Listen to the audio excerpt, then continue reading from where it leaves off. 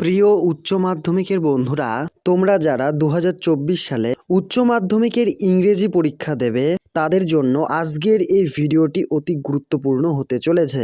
অবশ্যই তোমরা একটি খাতা পেন নিয়ে নেবে এবং স্ক্রিনে দেওয়া সমস্ত প্রশ্নগুলি তোমরা হুবহু লিখে নেবে এবং পরীক্ষায় কিন্তু এর মধ্যে থেকেই তোমরা কমন পেয়ে যাবে। পরীক্ষার লাস্ট মিনিট সাজেশন হিসেবে এই প্রশ্নগুলিকে ধরা হচ্ছে, কেননা এবছর এই প্রশ্নগুলি বিভিন্ন স্কুলে এসছে।